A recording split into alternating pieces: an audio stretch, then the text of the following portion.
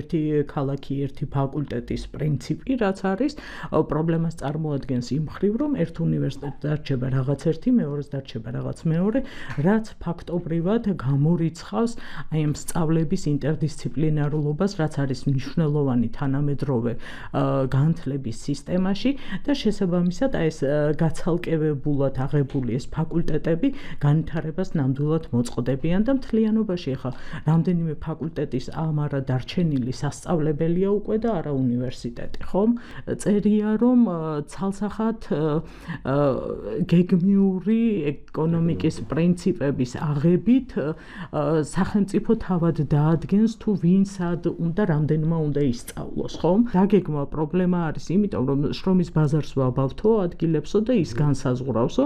და ჩვეულებრივად ახლა რომ გავხსნათ ჯობსჯი ვებგვერდი და ვნახოთ თუ რა ვაკანსიებზე არის მოთხოვნა,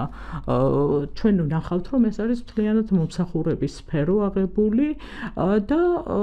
ამით ჩვენ შეიძლება დავინახოთ თუ საით მივდივართ და როგორი განვითარება უწერია საქართველოს მომავალში, ხომ? ჩვენ თუ ახალგაზრდებს ვამზადებთ მხოლოდ იმით, რასაც გვარნახობს შრომის ბაზარი, ეს ნიშნავს, რომ ქვეყანას 21 საუკუნეში საითაც უნდა მიდიოდეს, იქით ვერ წავა.